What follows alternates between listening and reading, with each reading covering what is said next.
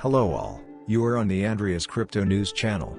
In this video the topic of XRP will be touched and very important. That's why we don't close and watch till the end. Do not play with fate. $5 for a dream cryptocurrency? Would you like it? Get into the fray. Sign up and like it in advance. XRP price forecast, a recent review. In the cryptocurrency world, XRP is a different story. It's decentralized, but not as decentralized as Bitcoin, Ethereum and the like. Unlike them, inflation, Keynes said it many years ago that it's an invisible tax that only one man in a million really understands, and it's a tax on people that have had faith in their currency that the government's issued. It's interesting, in the United States, the value of the dollar since I was born has declined by 94% to 6 cents. So inflation... appropriate for XRP. There's a lawsuit hanging over Ripple right now. A group of people are saying that XRP and Ripple are sort of tied together and that XRP could be considered an unregistered security. What would you say to them? Well, it's pending litigation, so I'll probably be a little bit muted on the topic. Suffice it to say, we don't think it has merit. These are people who didn't buy XRP from us. We also don't believe XRP is a security.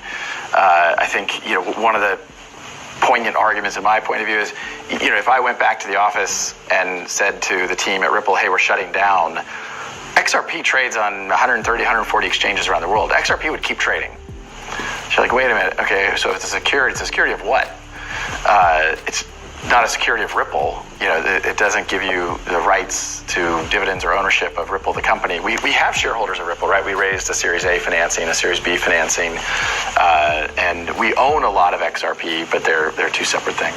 At the same time, we've seen recently Block One had the hammer come down on them from regulators. They were basically said that they were selling an unregistered security. $24 million. Just it's interesting you call that a hammer. They raised $4 billion and they yeah, it's a light hammer. It's a light hammer. You and I would never judge what maybe it's a fly swatter. hammer. Either way, so what's the difference between Block One and their token EOS versus what you guys are working on? Well, I think one really important distinction is the XRP ledger existed before Ripple, the company. It's a public blockchain. You can go back and see kind of transactions 0, 1, 2, 3. You can see when Ripple was incorporated in the Secretary of State in California. Ripple didn't create the XRP ledger. The XRP ledger had utility prior to Ripple's existence. Certainly we are an interested party in the success of the XRP ledger, for sure. We own a lot of XRP. But it's a little bit like saying, Exxon owns a lot of oil. That doesn't make oil a security. Exxon's clearly interested in how to, we can argue about the health of the, I'm not here to debate carbon emissions. Climate crisis, you want to get into that? This is an example I wanted to choose here, but suffice it to say, Exxon cares a lot because they have a lot that they're relatively unfamiliar with or new, and it's just an interesting activity, being a financial regulator and sitting in your chair. So, when you think about the technology and the challenges that poses, how do you go about the business of identifying and keeping your eye out for the risks, again, not just or associated with the product, but with the technology itself as it becomes either commoditized or infiltrates the traditional financial marketplace? Well, again, we're for innovation. So really in more mature areas like use of the cloud or artificial intelligence, there continues to be challenges of how regulators look at those things.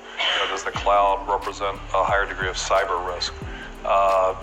Is artificial intelligence, if you use it, do you perhaps violate concepts of fair lending or disparate impact that are concepts the CFPB has?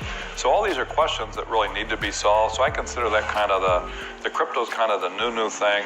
The core fintech are sort of established processes that have gotten to some stage of maturity, but still need increased level of maturity for regulation. So that's why in that report we kind of separated the two. One, we weren't finished with the digital asset work, so we weren't ready to publish on it. And two, those reports were Treasury recommendations. They weren't interagency, so we did sort of make an effort of triangulating with other regulators, but they were really our thoughts. We had the pen. So that's, so really the excluding digital assets from that report is just a matter of, if that report was a year from now, it would have been integrated.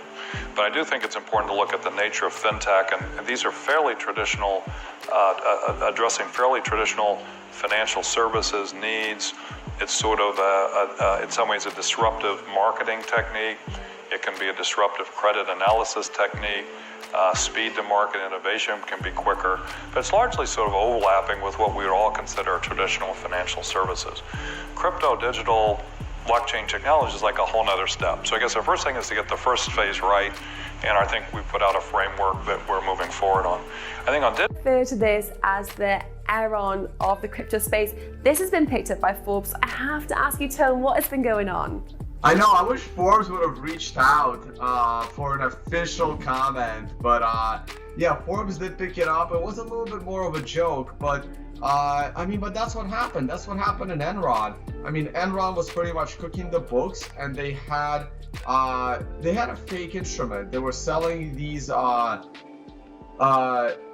contracts on energy, but there was nothing there. It was all just smoke and mirrors. And that's how I see the Ripple token, and I've always explained it that way. There's absolutely no reason for this token to exist. There's no reason to add a very volatile currency, and Ripple is insanely volatile. Ripple just dropped 20% in a single day the other day when it fell from 30 cents down to 26 cents.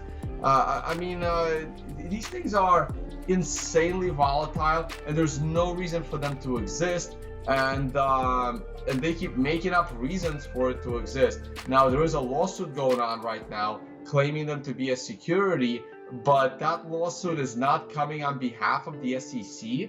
That lawsuit is coming on behalf of an individual, so it's not exact. I don't really know what's going to happen there. We do cover it on the Bitcoin Law Review, and yeah, I know one of the lawyers didn't like the fact that I call everything a scam, but I would have given Forbes a more official comment. But yeah, the Ripple token is a really, really sad situation where it was created back in 2012 or so, just to make money, basically. And now the company has spent the last 6 years trying to disassociate itself from this token, while at the same time trying to make up any reason for it to exist. On a final note, Tone, I do want to ask you. So 3 to 5 years is tricky. If you'd said 30 years, I think I could give you a more accurate vision. I think 3 to 5 years has a lot of dependencies on, does our economy reopen in the next 6 months? What happens with the presidential election? What happens with China on various immediate issues of national security? So, but what I would say is if you kind of assume a steady state on all of those things,